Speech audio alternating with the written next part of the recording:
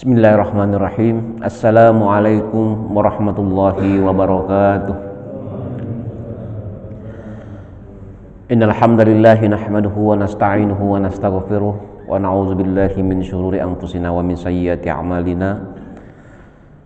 Wassalatu wassalamu ala asyrafil anbiya'i wa imamil mursalin sayyidina Muhammadin wa ala alihi wa sahbihi ajma'in. Wa ba'du. Bapak-bapak dan ibu-ibu, hadirin wal hadirat jemaah salat subuh rahimakumullah. Alhamdulillah atas nikmat Allah Subhanahu wa taala kita diberikan kesempatan lagi untuk melaksanakan salat subuh secara berjamaah di masjid ini, dan juga diberikan juga kesempatan untuk duduk sejenak melaksanakan apa yang sudah menjadi program kita di Masjid Al-Kahfi ini, yaitu kajian subuh atau kajian ba'da subuh setiap hari Ahad. Mari kita bersalawat untuk Rasulullah Sallallahu Alaihi Wasallam, Nabi yang telah menyampaikan amanah, menyampaikan risalah, sehingga menjadi petunjuk bagi kita sekalian di dalam menjalani kehidupan kita sekarang ini. Insyaallah pada subuh hari ini kita akan melanjutkan kajian tafsirul Quran berdasarkan urutan turunnya Al-Quran. Kita sudah memasuki surah Al-Fajr. Jadi insyaallah Bapak Ibu sekalian, karena memang surah-surah yang pertama turun dalam Al-Quran ini adalah dihimpun dalam juz 30, juz Ammah ya. Jadi mungkin akan banyak kita akan membahas di juz-juz akhir dulu, sementara surah-surah yang panjang itu turun belakangan.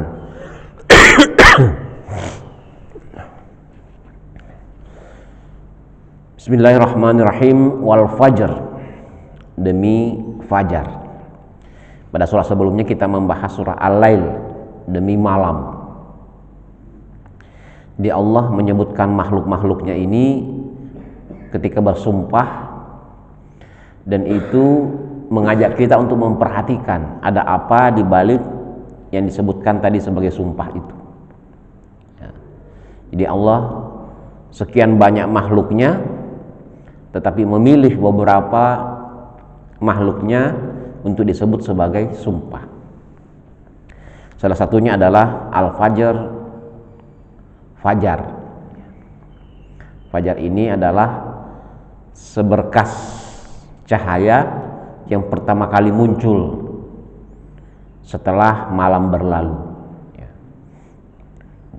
Jadi ketika cahaya muncul, maka itulah fajar. Kalau kita gerhana matahari itu ya, ketika selesai gerhana matahari total, begitu ada lewat sedikit, itulah kira-kira seperti itu. Nah, cuma memang dalam kajian bulan Ramadan itu ada yang namanya fajar kazib ya. Jadi ada fajar simulasi ya. Sebenarnya bukan mataharinya, bukan cahayanya waktunya itu timbul, tetapi ada pantulan-pantulan sehingga kelihatan seperti cahaya. Nah, itu namanya fajar kazib, bukan itu.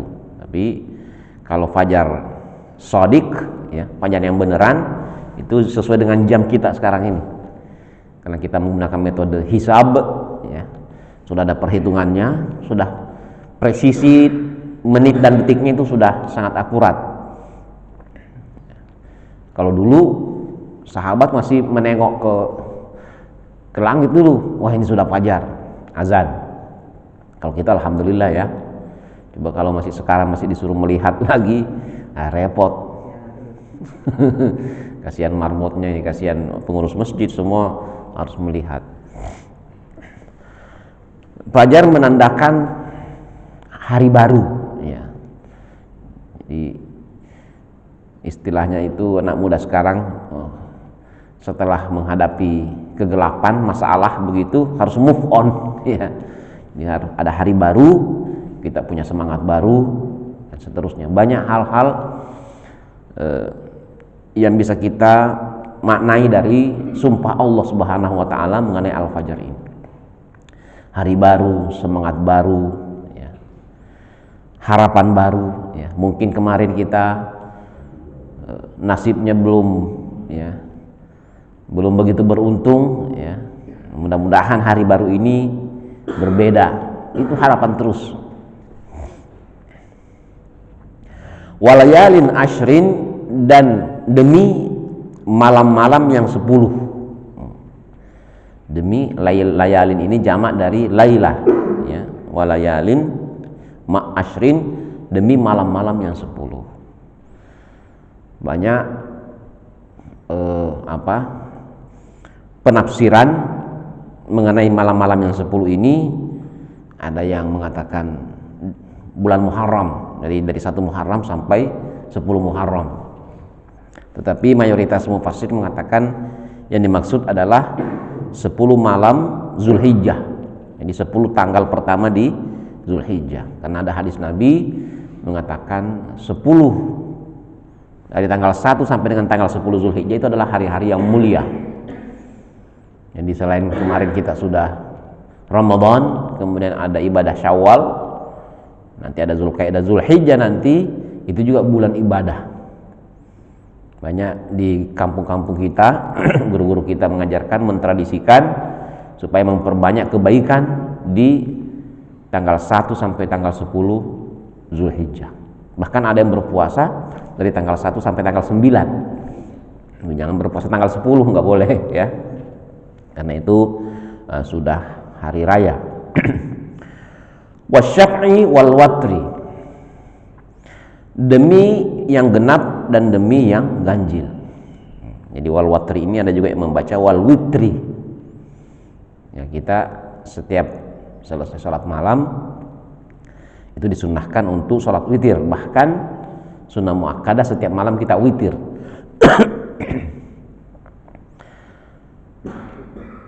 Yang genap dan yang witir ini juga banyak penafsirannya, karena Allah Subhanahu wa taala memang terkadang memilih ayat-ayat yang multitafsir ya, sehingga maknanya banyak. Wasyaf'i wal watri, ada mufassir mengatakan asyaf'i ini adalah makhluk ya, karena makhluk itu diciptakan berpasang-pasangan. Sedangkan yang witir ini Allah, karena dia ganjil satu ya. Nah, kebawaannya banyak ini Masyaf'i wal watri ini ya. Bisa saja makhluk Allah yang masih lengkap ya, bapak ibu yang masih lengkap, suami istri, yaitu genap. Cuma kalau sudah ada masalah, apakah ada problem atau ada yang meninggal, tinggal sendirian, nah, jomblo, witir juga itu sendirian. Benar-benar witir Pak ya, jangan witir formal. Jadi kelihatannya jomblo tapi sebenarnya ada apa Ustadz, pasangan bayangan begitu ya. Jadi demi yang genap, demi yang ganjil. Atau ya seluruh makhluk ya, karena makhluk ini yang tadi ada yang genap, ada yang ganjil. Ada yang berbiji ganda, ada berakar ganda, ada yang berakar tunggal. Itu banyak penafsiran. Jadi kita ini Bapak Ibu sekalian, memang umat Islam ini motivasi Al-Quran untuk kita mempelajari alam, mempelajari semesta.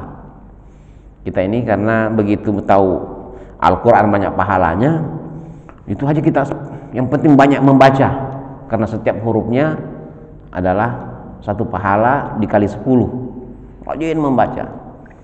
Tapi kita tidak tertarik untuk mempelajari tadi bagaimana proses terjadinya fajar sehingga nanti ketemu gerhana matahari. Jadi kita ketinggalan dari umat-umat lain yang merambah antariksa ya. Suka ada yang bilang umat Islam ini sibuk ya mempersoalkan hukum mengaji di kuburan gitu kan. Sementara orang lain sudah sampai ke bulan ya. Karena kita masih sibuk bergelut dengan formalitas. Nah, kita tidak berbicara mengenai substansi apa yang dimaksud Allah ketika menyampaikan ayat-ayat Al-Quran itu. Wal-laili iza yasri, dan malam ketika berlalu atau berjalan. Nah, jadi sebelum itu salah satu pengertian lagi wasyaqi wal watri ini adalah tanggal 10 dan tanggal 9. Ya, jadi dari 10 hari di bulan Zulhijjah itu ada yang spesial, yaitu tanggal berapa? Tanggal 10 dan tanggal 9. Apa itu tanggal 10? Tanggal 10 kita motong kurban. Kita melaksanakan hari Id tanggal 10. Sedangkan witirnya itu tanggal 9-nya kita puasa. Ya. Jadi dua hal ini itu penting. Jadi di antara tadi berapa? 10 hari di bulan Zulhijjah, kalau tidak mampu berpuasa seluruhnya, minimal berpuasa pada tanggal 9 Zulhijjah. Ya, hari Arafah. Itu adalah hari yang sangat mulia, sangat dianjurkan kita berpuasa di hari itu. Jadi demi ya tanggal 10 dan tanggal 9. Inilah kehebatan mufassir kita, mencoba menganalisis kira-kira maksud Allah apa ini. Sudah ada malam-malam yang 10, ada lagi yang genap, ada yang ganjil. Baik, dan malam ketika tiba atau ketika berlalu, ini multi tafsir 2 Yasri ini ya. Tapi yang lebih kuat lagi, ketika fajar menyingsing berarti malam sudah berlalu, demi malam yang sudah berlalu, demi masa lalu ini tadi, masa lalu yang sudah lewat. Jangan masa lalu ini membebani kita. Islam mengharapkan kita itu, pokoknya masa lalu itu, banyak dalam Al-Quran mengatakan Allah sudah memaafkan yang lalu-lalu. Ketika kita puasa juga begitu, ghufira lahu ma taqaddama, Allah mengampuni yang sudah berlalu. Jadi seakan-akan Al-Quran mengajar kita jangan terlalu terkekang, terobsesi ya, dengan masa lalu. Jangan juga kita berteman dengan roh bagaimana masa lalunya. Tidak usah. Kita harap kita menghadapi masa sekarang dan merencanakan, mempersiapkan untuk menghadapi masa depan. Hal fi zalika qasamun li Dzi Hijr. Jadi Allah mempertanyakan lagi, hal apakah ya fi zalika, pada sumpah-sumpah saya itu ya, ini, jadi Allah ini banyak bersumpah ini, wal fajri wal layalin wasyaqi, demi fajar, demi malam yang 10, demi yang genap, demi yang ganjil, demi malam. Allah menegaskan lagi, apakah sumpah-sumpah saya ini ya qasamun li Dzi Hijr, benar-benar dimaknai sumpah bagi orang yang berakal. Jadi Allah mentaukidkan ya, menguatkan lagi, saya ini tidak sembarang bersumpah, sumpah saya ini ada makna. Apakah orang-orang yang berakal yang sudah paham sumpah saya? Tentu orang-orang yang berakal paham sumpah Allah. Itu menyindir orang-orang yang tidak mau menggunakan pikirannya untuk menelaah sumpah-sumpah Allah itu. Sampai di situ kemudian lanjutannya adalah Allah mengingatkan bagaimana kondisi umat-umat terdahulu. Alam tara kaifa fa'ala rabbuka bi'ad. Wahai Muhammad, jadi Bapak sekalian, setiap ada dhamir anta, kata ganti engkau di dalam Al-Quran, maka itu rata-rata dinisbatkan kepada Rasulullah Sallallahu Alaihi Wasallam. Tetapi ya, maknanya untuk kita semua. Jadi walaupun wahai Muhammad ya, zalikal kitabu, itu wahai Muhammad ya, tidakkah engkau memperhatikan wahai Muhammad bagaimana Tuhanmu memperlakukan Bani Ad, suku Ad. Tentu kita semua disuruh juga untuk membaca-baca apa sih yang terjadi pada suku Ad itu ya. Irama Zatil Imad yaitu suku Iram. Jadi salah satu suku besarnya kaum Ad ini adalah Iram. Zatil Imad yang memiliki tiang-tiang yang kokoh, yang memiliki bangunan-bangunan yang tinggi. Jadi as-salatu imaduddin, kita sebut. Salat itu tiang agama, ini tiang-tiang. Ketika kita membaca apa itu yang dimaksud Ada yang mengartikan tiang-tiang, ada yang mengartikan bangunan-bangunan. Jadi kaum Ad ini, Bapak Ibu sekalian, termasuk suku yang memiliki kekuatan fisik yang kuat. Jadi kalau ada yang kuat bergulat, kuat bertinju, jangan-jangan keturunan Ad itu. Jadi fisiknya itu kuat. Kalau dia bikin kemah, ya zaman dulu masih kemah-kemahan itu, kalau perlombaan, ya itu yang paling kuat tiangnya itu mereka itu, kaum Ad ini. Jadi bisa bikin tiang-tiang yang kokoh ketika membuat kemah-kemah, atau ketika membuat bangunan, ya itulah bangunan yang paling kuat. Ya, inilah yang informasi dari Al-Quran. Ya. Artinya ketika mereka berbuat sesuatu itu memiliki kekuatan. Ya, kalau mungkin bikin masjid kita kan beda-beda ya.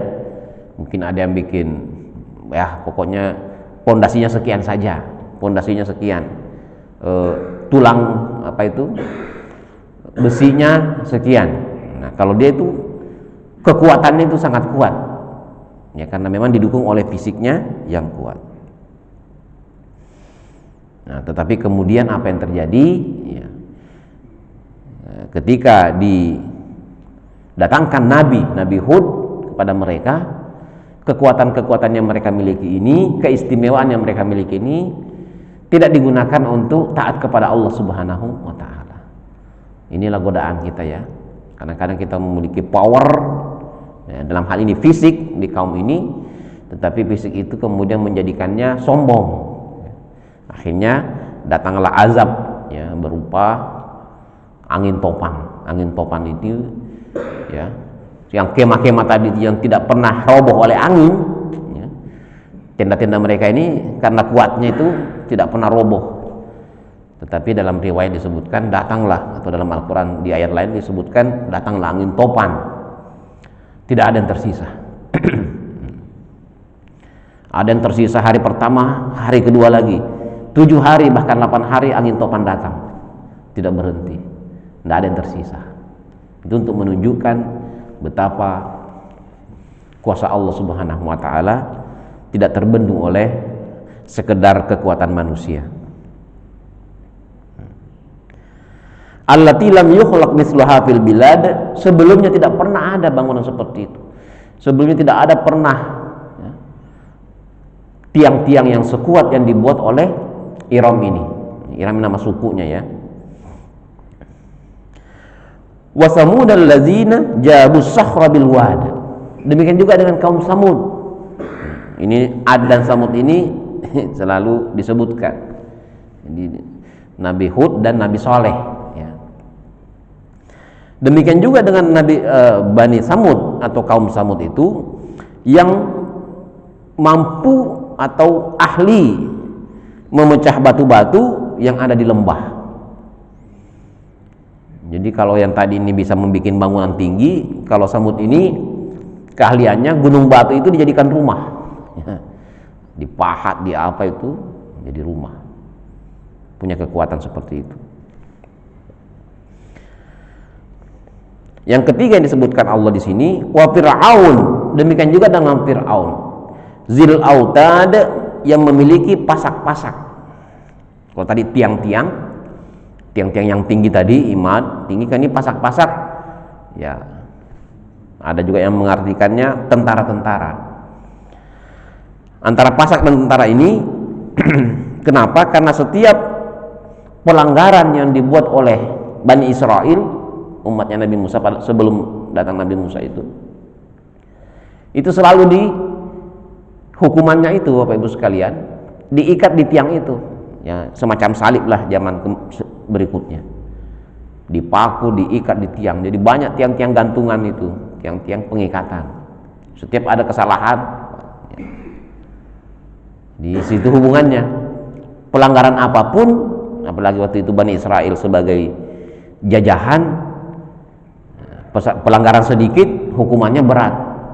Ini karena banyaknya tentara-tentara yang berkeliaran, pasukan-pasukan Fir'aun, termasuk ketika Fir'aun bermimpi kemudian ditakwilkan oleh ahli mimpi pada waktu itu, bahwa wahai Fir'aun, waspadalah karena akan lahir seorang bayi dari Bani Israel yang kelak akan menghancurkan kerajaanmu.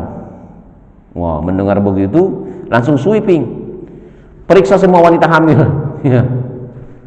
Jadi semua wanita hamil pada waktu itu dijagai Pak 24 jam, tidak boleh kabur di rumahnya, nggak bisa.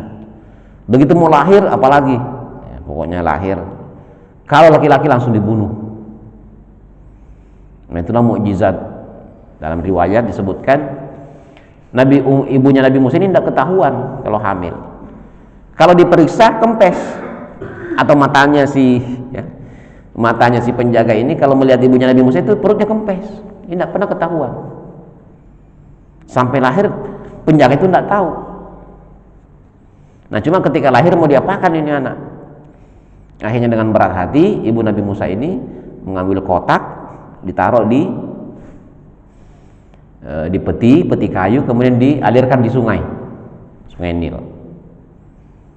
Nah, disitulah riwayat lagi mengatakan karena Allah menginginkan bayi ini dipelihara oleh keluarga Fir'aun sendiri yang harusnya mengalir jauh ke bawah, si kotak ini mengalir ke atas sampai kelihatan oleh istrinya Fir'aun. Begitu istrinya Fir'aun lihat ada bayi lucu, Allah berikan cinta seorang ibu kepada perempuan ini untuk menyayangi si anak ini. Ketika Fir'aun mau bunuh sendiri, ya walaupun raja, ratu lebih berkuasa, nggak berani Fir'aun lawan istrinya. Sekuat-kuatnya Fir'aun, kata istrinya jangan. Jadi kalau istrinya bilang bunuh anak ini, bunuh saya dulu, nggak berani Fir'aun.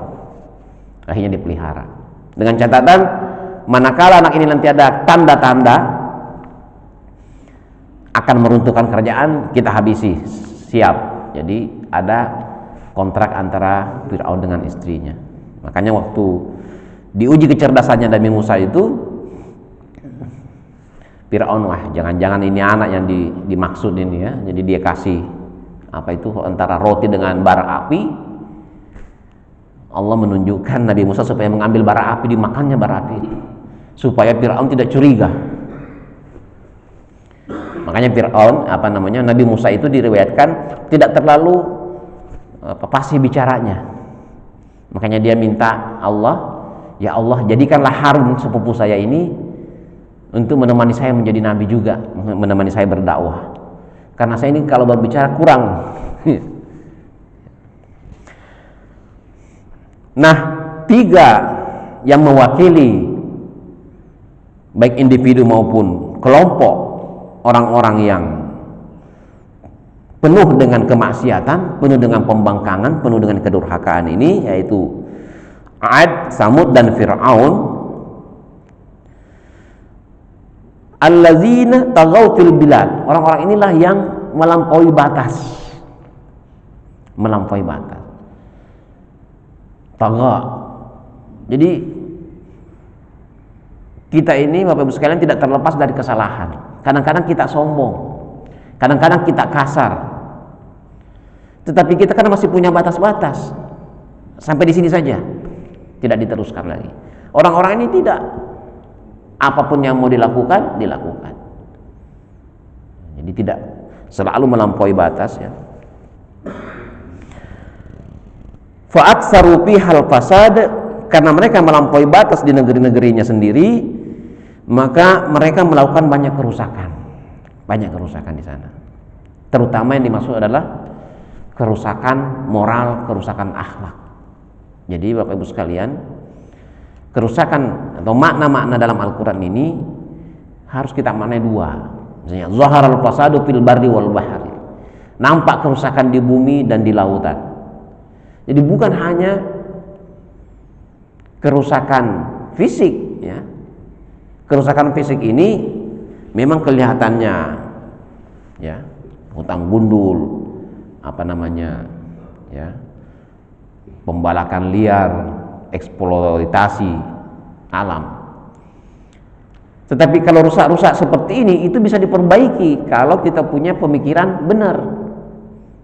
Ada oh ini perlu reboisasi, perlu perbaikan, ini bisa. Tapi kalau akhlak dan pemikiran yang rusak, inilah yang susah. Ya. Begitu alam sudah mulai memperbaiki diri sendiri, ya, alam ini bisa memperbaiki diri sendiri. Yang tadinya gundul, kalau dibiarkan itu bisa, ya, dalam waktu tertentu bisa hijau lagi. Tetapi akhlak moral ini yang lambat, yang susah, butuh bergenerasi. Fasabba alaihim rabbuka sauta azab, kemudian Allah menimpakan kepada mereka saut, cemeti, cambuk, ya. Cambuk siksaan. Ini hanya cambuk saja, tak. Jadi seakan-akan cuma satu kali, tak. Binasalah Fir'aun, binasalah Ad, binasalah Samud.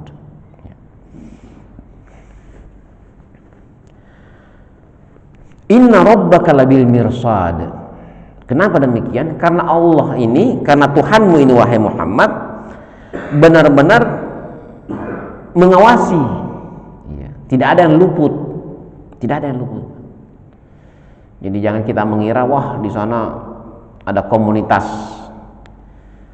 yang pelanggar, komunitas pendosa, komunitas pemabuk dan seterusnya. Bukannya Allah tidak tahu. Jadi kita tidak usah terlalu resah dan gelisah kalau kita tidak mampu. Kalau kita mampu tidak apa-apa. Kita mampu punya kekuasaan, ya udah. Kita segel. Kalau kita mampu hanya memberikan nasihat, bikin nasihat kepada pemerintah setempat. Pak, ini tidak boleh dibiarkan. Allah tahu itu. Tidak ada yang lolos, tidak ada yang luput dari pengawasan Allah Subhanahu wa ta'ala. Nah, itu satu bagian. Bagian berikutnya dari surah ini, Bapak Ibu sekalian, Allah ingin mengajarkan kepada kita, ya, makna beragama yang sesungguhnya. Allah berfirman, fa'ammal insanu, adapun manusia itu, iza mabtalahu rabbuhu, jika diuji. Nah, ini kita ini semua, dunia ini ujian, ya. Allazi khalaqal mauta wal hayata liyabluwakum, untuk menguji, menciptakan hidup dan mati supaya kita diuji. Ini juga. Tapi lebih spesifik di sini, ujiannya adalah kalau manusia itu diuji oleh Tuhannya, fa akramahu, dijadikan orang yang terpandang, orang mulia. Kalau orang datang hormat, ya, punya banyak loyalis, ya, punya banyak pendukung. Setiap ketemu pendukung, bapak hebat, gitu kan. Jadi pendukung kan begitu, ya. Oh, bapaknya ini tidak hebat atau tidak, pokoknya ini bos kita, bapak hebat, bapak nomor satu, bapak pasti terpilih. Nah itu, ya. Hanya keluar duit tuh. Udah deh, beli kopi. Nah itu kerjaan tim sukses begitu. Nanti persoalan kalah menang itu urusan dia lah. Pokoknya sukses. Tim sukses ini sukses terus, Pak. Ya. Mau calonnya naik atau tidak, tetap sukses dia. Namanya juga tim sukses. Ya. Tidak pernah kekeringan dia. Jadi orang ini, manusia ini, Bapak sekalian, diberikan kemuliaan, diberikan kehormatan, dihormati orang, dimuliakan, status sosialnya tinggi. Jabatannya tinggi, wa na'amahu, mendapatkan banyak nikmat, ya, tunjangan ini, tunjangan itu, ya, mungkin punya perusahaan, bonus ini, bonus, banyak sekali uangnya. Fayaqulu rabbi akraman, dia bilang Allah memuliakan saya. Dia merasa tinggi di hadapan Allah. Kenapa dia merasa tinggi di hadapan Allah? Karena itu tadi, wah, Allah memberi saya banyak nikmat ini. Berarti saya ini adalah orang yang dekat dengan Allah Subhanahu wa ta'ala. Dipikirnya bahwa harta, pangkat, kedudukan itu sudah final, ya. Oh, ini kan karena dulu saya sering ngaji, saya sering ini, maka Allah, ini balasan Allah, ya. Menurutnya itu adalah balasan Allah atas dirinya diberikan kemuliaan, diberikan status dan seterusnya. Padahal tidak, ya, padahal tidak. Kenapa tidak, Bapak Ibu sekalian? Kedudukan pangkat ini semua tidak berhubungan dengan amaliyah kita di masa lalu. Ya. Ini semata-mata adalah merupakan ujian. Apakah dengan pangkat yang engkau miliki itu, kekuasaan yang diberikan kepadamu itu, harta yang berlimpah yang engkau miliki itu mampu untuk engkau gunakan sebaik-baiknya. Gunakan fisabilillah, gunakan untuk memberi makan fakir miskin, membantu yang lemah dan seterusnya. Ini salah pahamnya itu. Nah, sehingga berikutnya wa amma, dan adapun iza ma batalahu faqadara alaihi rizqahu, diuji, dibatasi rizkinya. Jadi ketika dia miskin, ketika ada orang miskin, orang lemah, dia bilang saya lemah di hadapan manusia, berarti saya juga lemah di hadapan Allah. Nah, itu juga salah pengertian. Jadi kalau kita tertindas, kita terhinakan di dunia di hadapan manusia karena kita tidak punya apa-apa, kadang-kadang begitu kan di dunia ini. Orang itu akan naik pangkat kalau punya apa-apa. Begitu tidak punya apa-apa, tidak naik pangkat, ya turun pangkat dia. Itu tidak berarti bahwa kita hina di hadapan Allah. Nah, jadi sebaliknya yang tadi, kalau kita punya kedudukan bukan berarti kita mulia di hadapan Allah. Nah, itu ujian. Termasuk kalau kita kehilangan semuanya, kemudian kehilangan, tidak dihargai lagi oleh orang, bukan berarti Allah menghinakan kita, tapi itu juga adalah ujian. Jadi dua ujian, semuanya ujian. Nah, yang sedang-sedang inilah, ya, yang ini sebenarnya aman, ya. Tidak terlalu, ya, mau bayar zakat apa belum sampai nisab, setiap tahun dihitung nggak sampai nisab. Kalau fitrah oke lah, fitrah kan cuma sedikit, jadi mau bayar zakat, ya. Nah, tetapi inilah justru kita yang menengah ini, tengah-tengah ini, kalau kita pas-pasan kemudian kita juga bersikap seolah-olah sebagai orang yang wa yusiruna ala anfusihim. Orang-orang Ansar dulu itu tidak terlalu kaya, Bapak Ibu sekalian, standar kehidupannya. Tetapi ketika saudaranya datang hijrah ke Madinah, kadang-kadang dia tidak memiliki atau miliknya cuma satu. Dulu kan kita bilang kalau yang punya kebun 2, 1 diserahkan kepada saudaranya. Yang punya rumah 2, 1 diserahkan. Ini kadang-kadang cuma punya 1, itu pun diserahkan. Kenapa? Saking, ya, ingin mengabdikan, mendonasikan apa yang dimiliki di jalan Allah. Jelas-jelas mereka sudah iman. Dulu mereka datang ke Mekah mengajak Rasulullah SAW untuk supaya ke Madinah. Ya Rasulullah, ya Muhammad, datanglah ke Madinah. Kami ini 2 suku besar selalu bertengkar. Dari dulu sudah 7 turunan ini, tidak pernah damai. Mudah-mudahan Anda datang, kita akan berdamai. Dan betul, antara Aus dan Khazraj itu, suku ini, tidak ada yang bisa melunakkan 2 hati ini, hingga Allah mendatangkan Nabi mempersaudarakan mereka. Selesai semua permusuhan di masa lalu. Ya, jadi kedudukan pangkat harta ini adalah ujian. Kemiskinan, ya, kerendahan di mata manusia juga adalah ujian. Jadi tidak layak seorang mengatakan fayaqul rabbi ahanan, Tuhan menghina saya, atau saya hina di hadapan Allah karena saya miskin. Allah tidak melihat itu.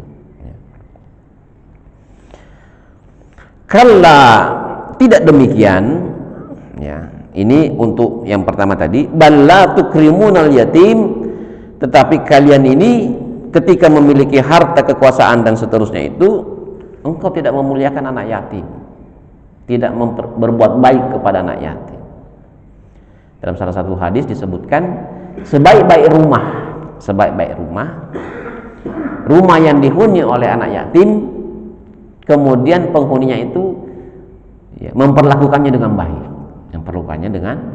Jadi Bapak Ibu, kalau dititipi anak yatim, wah itu harus benar ngurusnya, harus benar ngurusnya.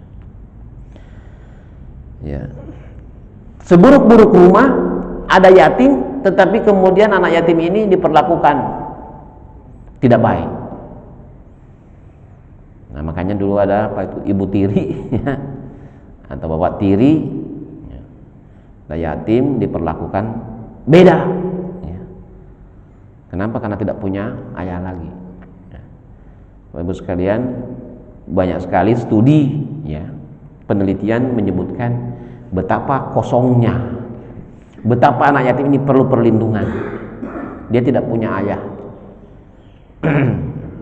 Anak-anak kita itu di sekolah, di pergaulan, bisa bergaul dengan normal, kan anak lain tahu ada bapaknya, jangan coba-coba. Begitu udah ada bapaknya, wah, bisa habis anak-anak yang dibully, disiksa. Sudah disiksa, dibilangin lagi, jangan lapor kepada siapa-siapa ya. Kalau lapor besok saya tambah lagi. Kasihan. Jadi mungkin kita itu luput dari perhatian kita. Oh, kita itu anak saya normal-normal saja kan? Anak kita normal-normal saja. Normal karena ada bapaknya. Ya, coba kalau enggak ada. Nah itu ya. Jadi, tapi kalau tidak punya ya enggak apa-apa ya. Saya kira kita dulu punya programnya Pak Didinnya untuk santunan kepada anak yatim itu perlu. Ya. Supaya kita juga tidak termasuk golongan yang tidak memuliakan anak yatim. Wala tahaduna ala ta'amil miskin, kalian juga tidak menganjurkan diri sendiri maupun orang lain untuk memberi makan orang miskin. Ya. Kita tidak tahu, ya, apakah sekarang masih banyak yang tidak makan. Ya, tentu ini berjenjang. Mungkin makan. Kalau dulu itu zaman susah dulu, ya, mungkin Bapak pernah merasakan dulu juga di koran-koran, bahkan di novel-novel itu juga ada pengemis yang bajunya compang-camping, yang makan dari tong sampah, itu dulu. Nah, sekarang ini sudah jarang. Ya. Tetapi bukan berarti kita tidak memberi makan. Faktor gizinya lagi. Makan nasi doang, tidak ada lauknya. Itu yang perlu kita bantu. Jadi menganjurkan diri sendiri maupun orang lain untuk memberikan makan pada orang miskin yang membutuhkan makanan. Nah, tentu ini mewakili dari keperluan-keperluan lain. Ya.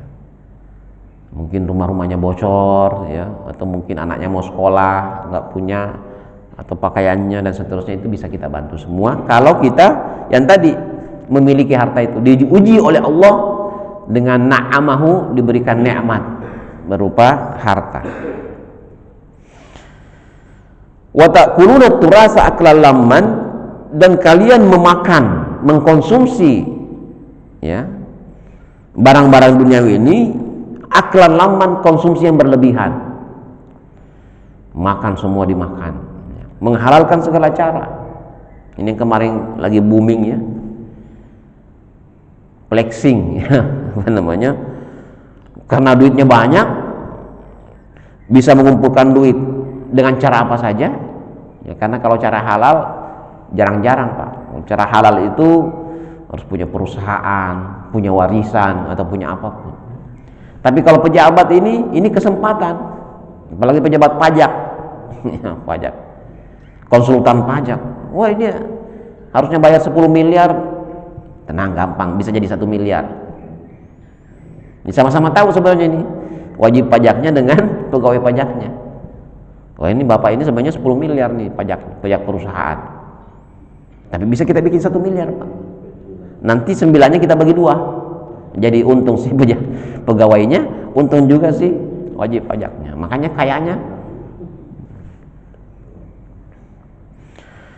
ya, semua. Jadi bukan hanya makan di sini Pak, akala di sini engkau makan, ya. Itu berarti makan beneran, mengkonsumsi. Makanya beli rumah ndak kira-kira, beli di sana nggak dipakai. Beli motor besar, ya kan? Beli mobil apa Pak Dini? Rubicon.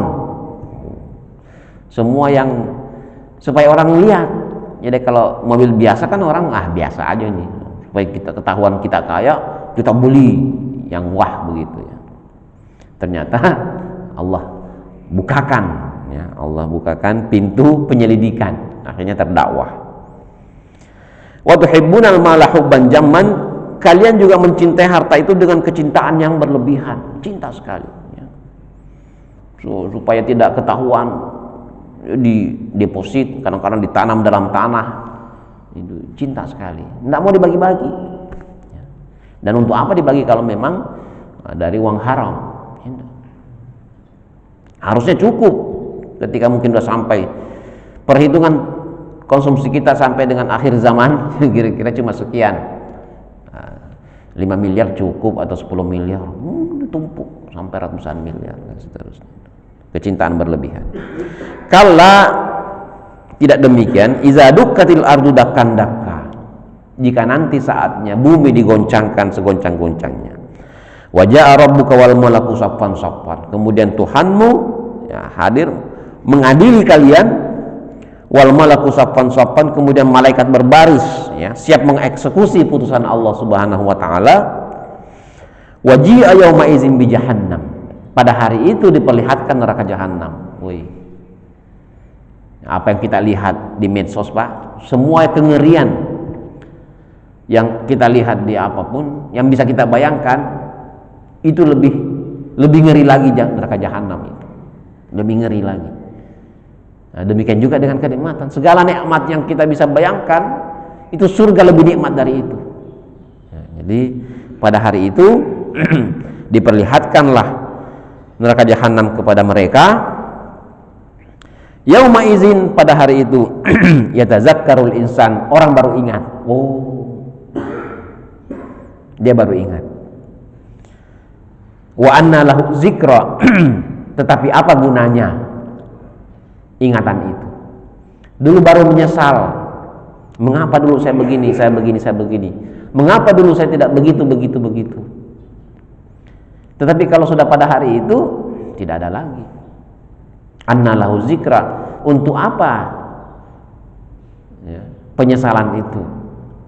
Dalam An-Naba juga disebutkan, manusia kan, sebagian manusia mengatakan, ya laitani kuntu turaba, wahai seandainya dulu ini saya tercipta tidak usah jadi manusia, saya cukup jadi tanah saja, tanah itu enak ya, tidak ada taklif, tidak ada pembebanan, tidak perlu ya, menyantuni fakir miskin, tidak perlu. Diciptakan tanah itu ditempati bangunan ini selesai. Nah, tetapi manusia ini punya kesempatan, kita ini apakah menjadi ashabul yamin tadi, kita gunakan semuanya untuk ibadah, kebaikan, sehingga nanti mendapatkan surga, atau sebaliknya kita gunakan untuk berbuat maksiat sehingga mendapatkan neraka. Ketika dihadapkan dengan jahanam ini, pasti orang bilang lebih baik nol, lebih baik jadi tanah saja. Kalau tanah tidak disiksa, tidak dikasih surga tapi tidak disiksa juga. Ini kita sudah tidak dapat surga, malah dapat neraka jahanam. Tidak ada gunanya setelah itu ya. Jadi kalau ada pepatah mengatakan sesal dahulu pendapatan, sesal kemudian tidak berguna lagi. Nanti kita sekarang muhasabah, kira-kira kalau tutup buku pada hari ini di mana posisi kita? Nah, itu yang sering disebutkan Umar, hasibu anfusakum qabla an tuhasabu. Hitung-hitung dulu sebelum dihitung beneran oleh malaikat. Ya. Yaqulu ya laitani qaddamtu li hayati, orang ini berkata, wahai seandainya dulu saya persiapkan untuk kehidupanku sekarang. Maksudnya di dunia dia bikin persiapan demi kehidupannya di akhirat. Padahal lumayan kesempatannya ya. Walaupun hidup singkat, Pak, 50, 60, 70 tahun itu singkat sekali, tetapi itu cukup untuk bekal menghadapi kehidupan yang kekal. Nah, jadi menyesal ini. Ya, kita semua nanti menyesal sebenarnya. Kita semua menyesal. Tetapi ada yang penyesalannya lebih ya, sama dengan kita ngobrol-ngobrol dulu. Ya. Saya menyesal, Pak. Kenapa menyesal? Kenapa dulu saya tidak beli dua unit katanya. Ternyata cicilannya cuma 1 juta ya, cuma 700 ya. Lupa pada waktu itu 700 juga susah. Ya, setelah gajinya naik baru bilang, kenapa saya tidak beli 2 dulu ya, ngutang dulu kayak kemana. Ya, semua kita menyesal begitu. Tetapi penyesalan kita kan ya penyesalan begitu saja karena kita sudah punya satu. Nah, lebih menyesal lagi orang yang tidak punya apa-apa. Semua hidupnya dulu digunakan untuk foya-foya dan seterusnya. Tidak ada bekal untuk akhirat. Fa yauma idzin la yu'adzibu 'adzabahu ahad. Pada hari itu tidak ada yang bisa mengazab kecuali Allah. Jadi sebenarnya Allah lah penentu segalanya. Wala yuziqu wasaqahu ahadun, dan tidak pula membelenggu, mengikat mereka itu kecuali Allah. Jadi tidak ada harapan kita kepada siapapun. Jadi jangan tadi si tim sukses ini sudah setia ngikutin bosnya terus. Kalau perlu dia tidak sholat demi bosnya, gitu ya. Sini ikutin lagi. Aduh, padahal dia mau sholat itu demi bos, jalan. Dikawal bosnya ngajak kemana tempat-tempat maksiat, ikut dia dengan harapan bosnya yang melindungi nanti. Memang di dunia mungkin dilindungi, diangkat jadi staf ahli, ya. Staf ahli lumayan kan? Jangan jadi staf ahli kunci gitu. Ada ahli kunci mau jadi staf ahli kunci, ya, tidak ada yang bisa kita mintakan pertanggungjawaban lagi di akhirat kecuali Allah. Jadi jangan bebankan kepada manusia, tidak ada. Nah, kabar baiknya Bapak Ibu sekalian yang terakhir ini ayatnya, beberapa ayat terakhir, ya ayyatuhan nafsul mutmainnah. Kalau kita lolos di kehidupan dunia ini, mampu menggunakan sebaik-baiknya, mendapatkan, mampu meredam, meningkatkan nafsu kita dari nafsu ammarah yang tadinya marah-marah terus, ya, selalu mau berbuat jahat, dipres, ya, dididik menjadi nafsu lawamah, naik tingkat, ya, menjadi mampu mengontrol diri sendiri walaupun kadang-kadang lepas. Dan terakhir, ya, di usia kedewasaan beragama sudah mencapai nafsu mutmainnah. Ini semuanya sudah, ya. Apapun menimpanya itu takdir Allah. Apapun kita usahanya itu la haula wala quwata illa billah, ya, itu jiwanya tenang. Irji'i ila rabbiki radiyatan mardiyah, kembalilah kepada Tuhanmu radiyatan, ridho, mardiyah, diridhoi, ya. Fadkhuli fil ibadi, masuklah golongan hamba-hambaku ini, ya. Di situ ada para nabi, orang-orang soleh, orang-orang syahid, ya, dan seterusnya orang-orang soleh itu. Wadkhuli jannati, dan masuklah ke dalam surgaku. Semoga kita semua insyaallah termasuk golongan yang terakhir ini, mendapatkan jiwa yang tenang, ridho dengan segala keputusan Allah, dan Allah pun ridho dengan segala amal ibadah kita, masuk ke dalam golongan hamba-hamba yang saleh, dan kemudian dipersilahkan masuk surga Allah Subhanahu wa taala. Amin amin ya rabbal alamin. Mudah-mudahan bermanfaat. Hadanallahu wa yakum ajmain. Wassalamualaikum warahmatullahi wabarakatuh.